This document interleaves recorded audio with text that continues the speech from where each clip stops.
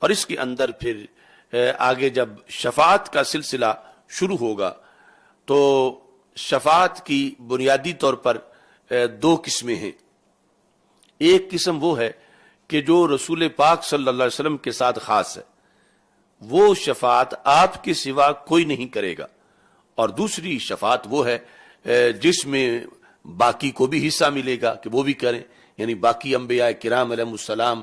پھر اہل بیت اطہار صحابہ کرام رضی اللہ تعالیٰ عنہم، پھر اولیاء، حافظ، حاجی، شہید، اس طرح جو ہیں، یہاں تک کہ سکھ ناتمام بچہ بھی اپنے والدین کے لیے شفاعت کرے گا. لیکن ایک شفاعت کی قسم وہ ہے کہ جو صرف اور صرف ہمارے آقا صلی اللہ علیہ وسلم کے ساتھ خاص ہے، اور اس کو شفاعت عظمیٰ کہا جاتا ہے. تو شفاعت عظمیٰ جو ہے وہ ہمارے آقا صلی اللہ علیہ وسلم کے ساتھ خاص ہے، اور اس میں یہ شفاعت عظمیٰ جو ہے یہ ہمارے آقا صلی اللہ علیہ وسلم کو جو وصف دیا گیا ہے جمیع خلائق کے لحاظ سے، یہ بھی آپ کے ساتھ خاص ہے. اور اس کے علاوہ 70,000 افراد کو جنت میں بغیر حساب کے داخل کروانا، یہ شفاعت بھی آپ کے ساتھ خاص ہے کہ نبی اکرم صلی اللہ علیہ وسلم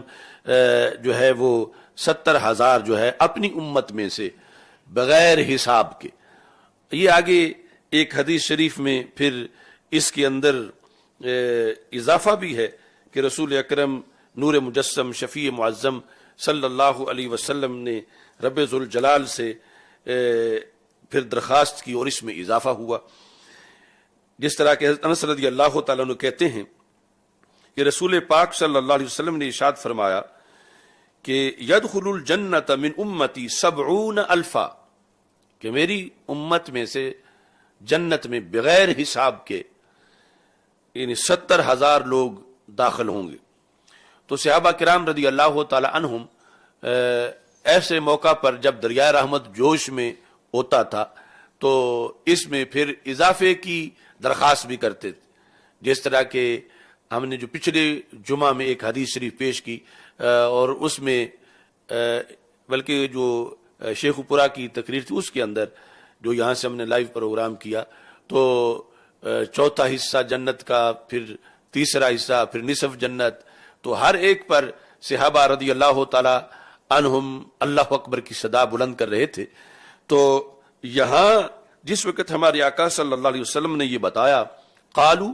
زدنا یا رسول اللہ صلی اللہ علیہ وسلم، سرکار اس میں اضافہ فرما دو، یہ جو 70,000 ہے اس میں اضافہ فرما دو. یعنی یہ صحابہ کا عقیدہ تھا کہ اضافہ سرکار کر سکتے ہیں یا اللہ سے کروا سکتے ہیں. زدنا، اس میں ہمارے لیے اضافہ کر دو. تو ہمارے آقا صلی اللہ علیہ وسلم نے اسی وقت اضافے کی خبر بھی سنا دی. جب فرمایا کہ 70,000 جنت میں داخل ہوں گے، اس میں کہا لِكُلِّ رَجُلٍ 70,000، ان 70,000 میں سے ہر بندے کو پھر 70,000 کا کوٹا دے دیا جائے گا.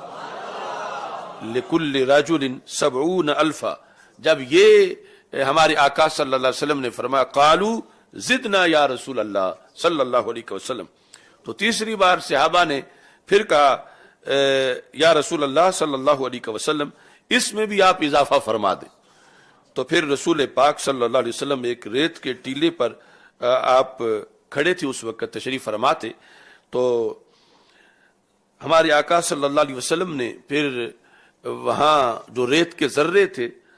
ان کی مٹھی بھری. لیکن ایک حدیث میں یہ ہے کہ آپ نے فرمایا صرف دکھانے کے لیے وہ مٹھی تھی، لیکن فرمایا کہ ثلاث حسیات من حسیات ربی، میرے رب کی شان کے لائق جو مٹھی ہے، تو اس اللہ کی 3 مٹھیاں اور اس میں جتنے آ جائیں گے ان کو بھی اللہ جنت عطا فرما دے گا. یہ متشابہات میں سے ہے، یعنی اللہ کی شان کے لائق. تو اس طرح یہ جو شفاعت عظمیٰ ہے رسول پاک صلی اللہ علیہ وسلم کے لحاظ سے، ایک تو جمیع خلائق کے لیے، دوسرا جو 70,000 ہیں بغیر حساب کے ان کے لحاظ سے، اور تیسری جو بعض اہل نار ہیں دائمی طور پر جنہوں نے جہنم میں رہنا ہے، ان میں سے بعض کی تخفیف، یہ بھی وہ شفاعت ہے جو ہمارے آقا صلی اللہ علیہ وسلم کے ساتھ خاص ہے، اور کسی کو یہ حصہ نہیں ملا۔ اور اس کے علاوہ جو شفاعت کی اقسام ہیں وہ پھر مختلف قسم کی سرکار جب دروازہ کھولیں گے شفاعت کا، چونکہ پہلے اور کسی کو یہ شرف نہیں دیا جائے گا، جب آپ دروازہ کھولیں گے شفاعت کا آغاز کریں گے تو اس کے بعد پھر باقی سب جو شافعین ہیں وہ بھی شفاعت کریں گے۔ ہمارے آقا صلی اللہ علیہ وسلم کی شفاعت کی اقسام جو ہیں، یعنی وہ اگر اکٹھی کی جائیں تو بڑی بڑی قسمیں 11 بنتی ہیں، ان کے تحت پھر کئی اقسام ہیں۔ یعنی پہلی تو وہی ہے شفاعت عظمی، اور اس کے بعد دوسری شفاعت ہے کہ فی ادخال قوم الجنہ بغیر حساب، کہ کچھ لوگوں کو بغیر حساب کے جنت میں داخل کرنا، یہ شفاعت کی دوسری قسم ہے جو رسول اکرم صلی اللہ علیہ وسلم شفاعت فرمائیں گے۔ اور اس کے بعد تیسری قسم ہے کہ فی من استحق النار اللہ یدخلھا، کہ کچھ لوگ جو ہیں مومن اور ان کا فیصلہ یہ ہوا کہ ان کو جہنم بھیجا جائے کچھ وقت کے لیے، وہ وقت جتنے گھنٹے یا دن یا سال جو بھی طے تھا، تو وہاں رسول پاک صلی اللہ علیہ وسلم شفاعت فرمائیں اور ان لوگوں کو جہنم بھیجے بغیر ہی جنت بھیج دیا جائے۔ تو یہ شفاعت کی تیسری قسم ہے کہ جن کے بارے میں مومنین میں سے یہ طے ہو چکا تھا کہ یہ اپنے اعمال کی بنیاد پر جہنم کے مستحق ہیں کچھ وقت کے لیے، تو انہیں جہنم بھیجے بغیر جنت داخل کروانا، یہ شفاعت جو ہے رسول اکرم صلی اللہ علیہ وسلم کی طرف سے جو شفاعت کی اقسام ہیں ان میں سے ایک قسم تیسری یہ بھی ہے۔ چوتھی قسم ہے فی رفع درجات اناس فی الجنہ، کہ جنت جو چلے گئے ہیں ان کی سفارش، جو جنت چلے گئے ہیں یعنی انہیں جنت جانے کے لحاظ سے تو اپنے عمل سے چلے گئے ہیں، مگر وہاں بھی انہیں پھر سفارش کی ضرورت ہے۔ وہ سفارش ہے رفع درجات کی، کہ انہیں جنت تو مل گئی ہے مگر اونچا درجہ نہیں ملا، اور اونچے درجے کے لحاظ سے انہیں رشک آ رہا ہے کہ فلاں کا درجہ کتنا اونچا ہے، فلاں کا درجہ کتنا اونچا ہے۔ تو اس بنیاد پر رسول پاک صلی اللہ علیہ وسلم جس کی چاہیں گے، یعنی یہ جو اقسام ہیں یہ آپ کی مرضی پر ہیں، یعنی اللہ کی اذن کے ساتھ جب آپ چاہیں گے یہ تو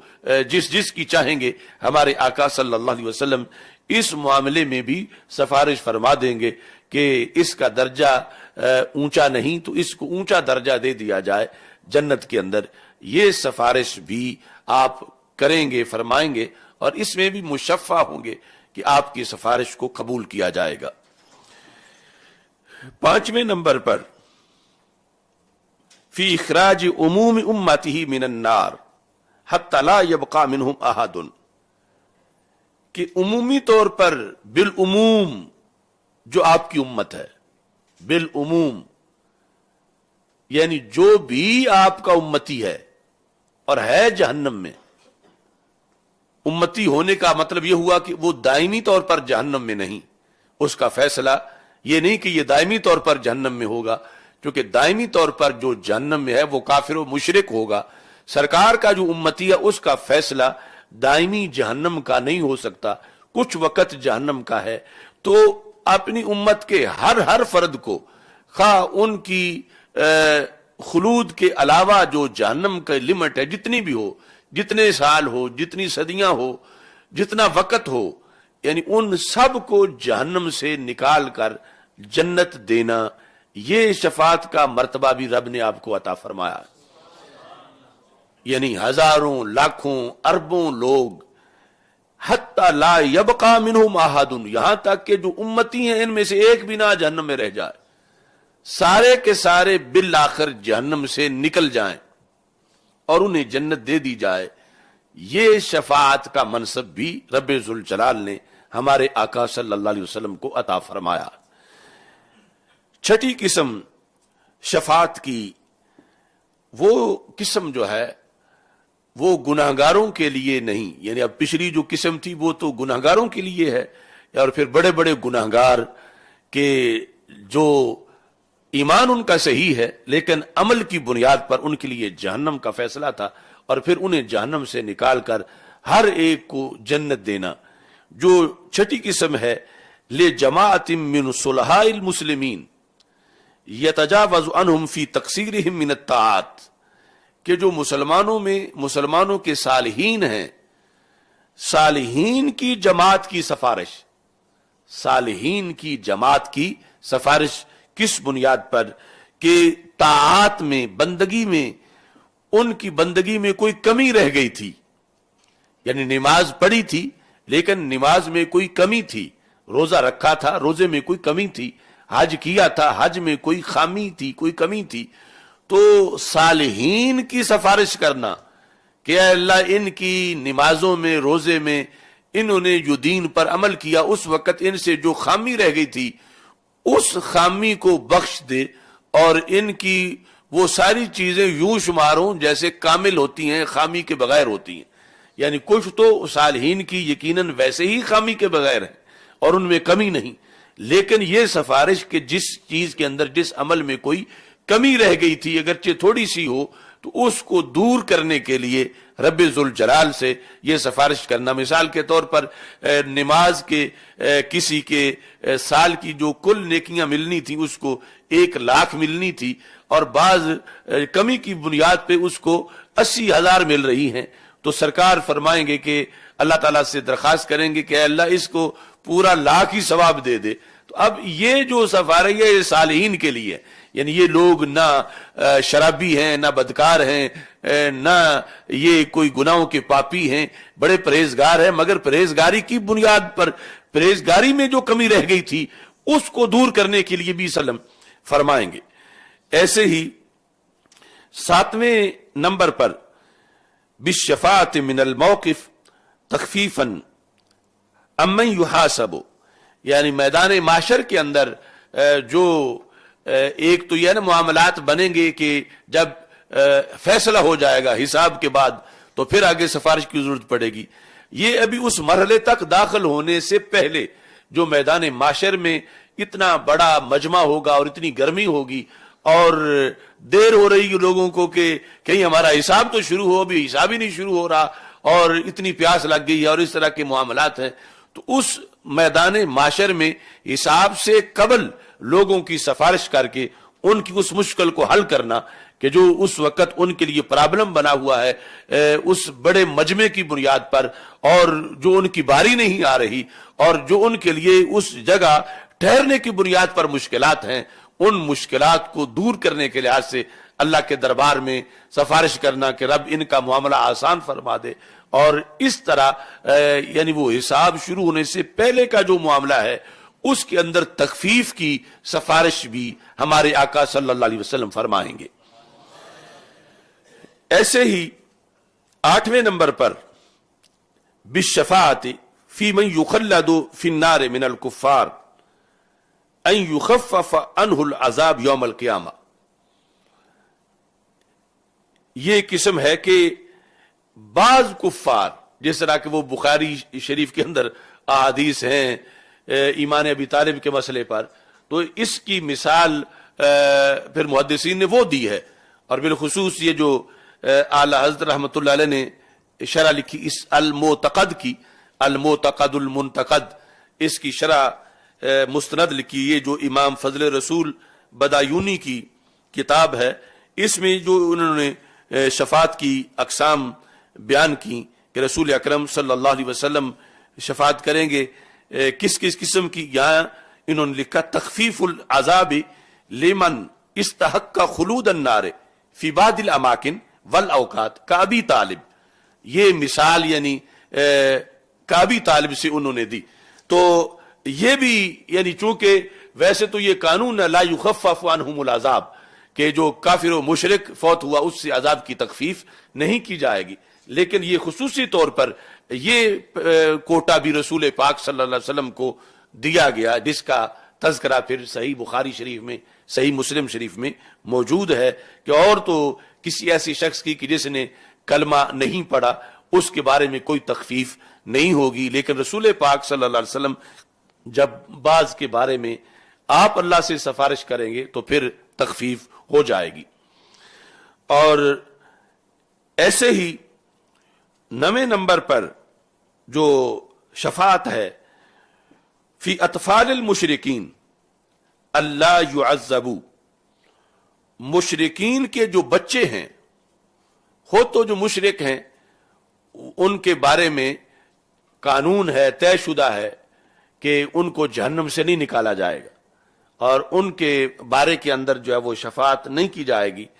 لیکن جو مشرکین کے بچے ہیں یعنی چھوٹے بچے جو نابالغ فوت ہو گئے، ان کے بارے میں بھی رسول اکرم صلی اللہ علیہ وسلم شفاعت فرمائیں گے، اور رسول پاک صلی اللہ علیہ وسلم کی شفاعت کی بنیاد پر انہیں بھی فائدہ پہنچے گا۔ چونکہ سند صحیح سے امام ابن ابی شیبہ نے یہ روایت کیا ہے کہ ہمارے آقا صلی اللہ علیہ وسلم نے ارشاد فرمایا، سألت ربی فی اللاہین، میں نے لاہین کے بارے میں، لاہین من ذریت البشر، بشر کی اولاد میں سے جو لاہین ہیں، میں نے ان کے بارے میں سوال کیا۔ کیا سوال تھا؟ اللہ یعذبہم، کہ رب انہیں عذاب نہ دے۔ فآتانیہا، تو سرکار فرماتے ہیں جب میں نے رب سے یہ مانگا، یہ سوال کیا، تو اللہ نے میری دعا کو قبول کر لیا کہ جو ذریت بشر میں سے لاہین ہیں یہ میں نے رب سے بخشوا لیے ہیں۔ تو ابن عبد البر کہتے ہیں لاہین کون ہے، یہ کن کو رسول پاک صلی اللہ علیہ وسلم لاہین فرما رہے ہیں؟ تو کہا ہم الاطفال لأن اعمالهم كاللهو واللعب من غیر عقد ولا عزم، یعنی ان کے اعمال جو ہیں وہ چونکہ اس میں عقد اور عزم نہیں ہوتا تو اس کو لہو و لعب کی طرح شمار کیا جاتا ہے ان کے اعمال کو۔ تو ان کے لیے رسول پاک صلی اللہ علیہ وسلم نے صرف مسلمانوں کے نہیں بلکہ کہا، فرمایا من ذریت البشر، انسانی ذریت کے جتنے بھی تھے میں نے ان کے بارے میں اللہ تعالیٰ سے درخواست کی تو میری شفاعت ان کے بارے میں اللہ نے قبول کر لی۔ تو اس بنیاد پر یہ 9th قسم ہے شفاعت کی جو رسول پاک صلی اللہ علیہ وسلم فرمانے والے ہیں۔ ایسے ہی 10ویں نمبر پر الشفاع لمن تساوت حسناتہ و سیئاتہ، کہ وہ لوگ کہ میدان معاشر میں جب ترازو پہ اعمال تلیں گے تو ان کی نیکیاں اور بدیاں برابر ہو جائیں گی۔ یعنی ویسے تو فیصلہ یہ ہے کہ اگر نیکیاں زائد ہیں تو پھر جنت میں اور برائیاں زائد ہیں تو پھر جہنم میں، اور ان کی برابر ہو جائیں گی۔ اب ان کا فیصلہ کیسے ہوگا؟ تو یہاں بھی رسول پاک صلی اللہ علیہ وسلم کی سفارش ہے کہ ان لوگوں کے بارے میں بھی کہ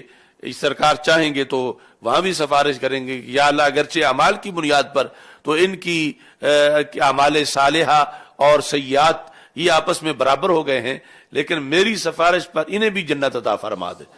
تو اس موقع پر یعنی وہ ترازو جو نامہ اعمال میں نیکیوں کا پلڑا جو ہے وہ بھاری ہو جائے گا اور ان لوگوں کو جنت عطا کر دی جائے گی۔